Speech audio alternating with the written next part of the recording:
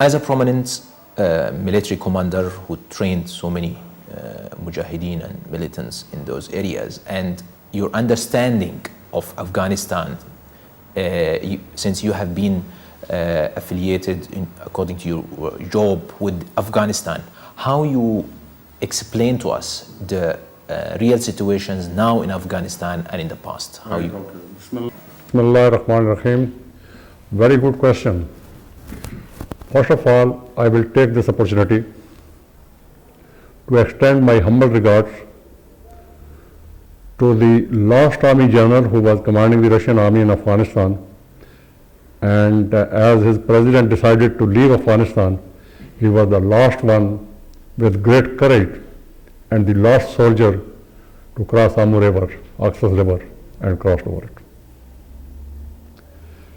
Russian army had a commendable conduct. I heard about the British army. They proved to be totally useless. And the present state of American army, everybody knows. They are reluctant to even face the Afghans. But Russian army fought very well. Very well. Commendable conduct. And I wanted to convey to them, don't lose your energies, conserve your energies. The Afghan will not be defeated. But somehow they never listened to me. And instead, the diplomatic man here, he told me, he said, look, what are you telling me? Where a dog can go, a Russian will go. I looked down, I said, yes, Excellency, you are right. I've seen them fighting. But I must tell you, where a dog cannot go, an Afghan Mujahid will go. He said, I don't believe it. I said, you will believe it. Now about Afghanistan. This has been considered by the historian as the grave of empires. For the last 3,000 years, many empires and superpowers and all that, from Huns and from Aryans and from Mongols and from Uzbeks, everybody came. They had a bloody nose. Those who were very strong, they had beaten the Afghans, and Afghans just disappeared into the mountains. They were never subjugated. British army made an adventure from the Indian side. Thrice they went, and they had a bloody nose. Once the complete army was finished, only one wounded doctor was allowed to go. And even this helmet, the Amir Ayub Khan, Amir of Herat, he brought his brigade and defeated the British army in the second battle of Afghanistan at Maband, in this area. They are very proud people. They don't bother about sacrificing their life and all that. They take courage in defending their country, and this is what they are doing today. I must tell you, Russians were 4 times superior than the British army, the present American army, in ground fighting. Their Spetsnaz were formidable people. When they came into the field, Afghan Mujahideen didn't know how to handle them. For about 6 months, Afghans were taken aback. They could not carry out any action because of the fear of those Spetsnaz. Ultimately, they devised their own techniques and all that, and Spetsnaz were also tugged in. And Russians fought very well. But at present, these people, the NATOs and all that, they are not willing to fight.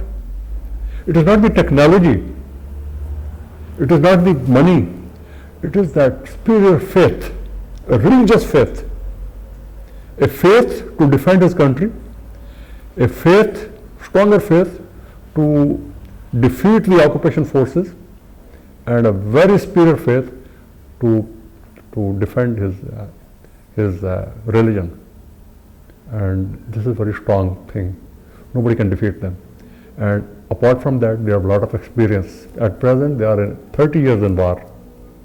And bulk of them, about 80% of them, have born during war. How can you defeat them? And then their terrain, it is most suitable to defend the area, to defend the people and all that. And this is what the Americans are facing. This present surge, what they are planning to do that, maybe they will kill more people large majority of the civilian people, very few Taliban and all that. But ultimately, you talked of the present situations and the past situations of Afghanistan, but since you were commander and training those people who are now in the leadership of the Harakat of Taliban Afghanistan, how do you think that they would respond to the American negotiation offer? Do you think the Mullah Omar will accept the negotiation offer and sit with the Americans in one table to negotiate? I tell you, he is the most considerate man. He is for his country and he is for peace of his country. Among all the leaders, I tell you, he is the most sensible man. That is why he is being respected by the majority of the population. All the other people, somehow, I have a lot of respect for them. They fought very well against the Soviets. But at this moment, they have been negated totally. They don't have that much following which Mullah Omar Mujahid has it. He is today the biggest leader, highly respected, and people are with him. And surely he will listen to any negotiation. But can the Americans be trusted? No. They must make a face, they must act like that so that they are trusted. If they carry out this bribe strategy, which is a shameless conduct, this term will come into the military strategy and people will laugh on that. But what is this? A superpower is now coming on to bribe strategy. They beat some people and pay money to the other people and all that. It will not work today because the people have seen on the horizon their victory is coming. هل تعتقد اعتقال الملا عبد الغني برادر في كراتشي منذ يومين سيكون له تأثير على استراتيجية حركة طالبان في المرحلة المقبلة؟ Oh, no, not at all. Actually, the leadership is the soul of Muhammad sallallahu alaihi wasallam. They're the leadership which is conducting them, and their faith in Allah. What is Mullah brother and all that? What are other people? I tell you, Mullah Muhammad, who was killed, who embraced Shahadat, early period, he was even superior to Mullah Omar. And people used to respect him like that. Nothing happened. They just buried him and they started fighting. At that time, they were very weak. And there are many other people. People from Herat, people from Mazar-e-Sharif, and formidable people, they got killed. They embraced Shahadat. Nothing happened. After that, the activities used to be multi-time more than before. I mean, if they have a convincing cause and the right cause, the religious cause, there's just no problem. It's a credit to become a prisoner and or getting killed and all that. It's a creditable thing. Now let's talk of the present military operations that's going on in Helmand and Marga specifically.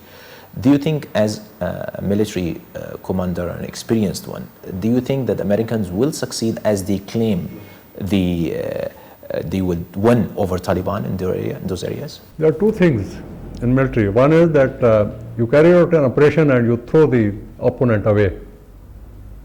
And you carry out so much bombing and so much military actions and attack and all that they cannot face you and they leave the area. That is not defeat. Defeat is that they totally surrender and you have no opposition at all. That situation will never occur in Afghanistan. Even if you kill all of them in Marja, and Americans and NATO have the resources, their daisy cutter bombs and their thermobaric bombs and all that, they can do it. They have been doing it earlier also. I tell you, after about a week or so, that much number may be 2 times coming from all over the world. Even from Russia, the Muslim will be coming. Who are Chechens, who are Uzbek, Tajik, they will be coming like anything, even without the approval of their government, their parents and all that, they will be coming. They will defend. There is just no problem. No problem. I don't think American will be able to defeat them. Neither Taliban or Mujahideen can defeat them, the NATO forces. They cannot also. They don't have the resources. American soldiers don't have that superior faith. He has the technology, but that faith to sacrifice is not there. That is why he cannot win the war.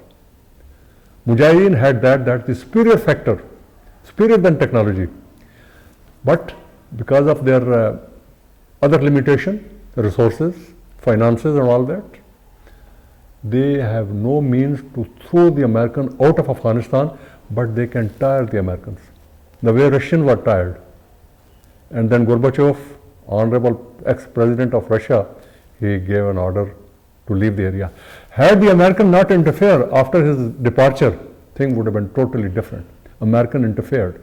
American abandoned it, and he supported the criminals against the Mujahideen, those Mujahideen who made the American a sole superpower, and that is why the problem occurred. And for which this honorable man, Gorbachev, is still very sorry. He keeps writing that it was the American mischief which has created. Now there is a Pakistan role, a mediatory role. The government and the army are talking of their intentions and their readiness to mediate with the Afghanistan Taliban, maybe to convince them to come on a negotiation table with the United States and the international forces. So do you think the Pakistan can really play a big role and can convince the Talibans to come and sit and talk with the Americans? Why not? We have a tremendous relation with this nation, religious, cultural, historical. But I must tell you, as long as the American does not change their policy, even Pakistan will not be successful. American had to give a face that we are no more fighting the war. No, we'll help you to rehabilitate, because we have done lots of damage to this nation. And then extend a hand through Pakistan to these people. And I tell you, Mullah Omar is very considerate. He doesn't want any more war. He doesn't want to get his people killed and all that. But he will never surrender. As long as the enemy is there, if today America, if tomorrow somebody else comes, he'll keep fighting. American has to change their policy, they have to change their face. This technique, a dirty technique of bribe, it is something like a carrot and stick. I mean, it will not work. It will not work with Mullah Omar. Here they have to be very straightforward. And he's the man. If you don't talk to him, how can you have the success in dialogues and all that? You have to talk to the right man. And even if Mullah Omar is not there, God forbid, other people are there. They are going to come up. And I tell you, they are more formidable than this man. It is better we pray that Mullah Omar remains. Otherwise, it will be all hell in this area. Nowadays, a few years back, there are some militants came up under what's called TTP or Tehrik-e-Taliban Pakistan. But everybody knows that there is a big difference between what is being projected here as under TTP and Taliban Afghanistan. How do you differentiate, in your opinion, what's the difference between Taliban Pakistan and Taliban Afghanistan? First of all, the Mujahideen of Afghanistan who are called themselves today Taliban, I would say they are superior Mujahideen who left their parties and made this Tariq to fight against the corrupted people in their country. And now they are called Taliban. They are totally different people as far as the experience is concerned, as far as the faith is concerned in this technology and whatever they are doing, than these people. The other people are majority, vast majority, they are not Taliban. They are tribals. And whatever they are following, it is not Taliban strategy, it is that Pashtun culture. And Pashtun culture is that if something happens to you, you take revenge. If somebody kills your man, you go and kill 10. Our religion does not say that. Our religion says if somebody has killed your one man, you go and kill that man. Just take revenge there, beyond that. And these people are formidable people. They are following their Pashtun strategy. And while I was with them during Afghan resistance, I liked that also. It was very effective against the opposition. And that's the difference between, they have relation, they are Pashtuns, they have blood relation with each other, and ultimately, when the peace prevails, Mullah Omar is going to control them. Again, Sheikhan, thank you very much. Take 5 seconds. Thank you very much. Jazakallah khair. No, this is good. I can't leave it. This is 40 years. 40 years.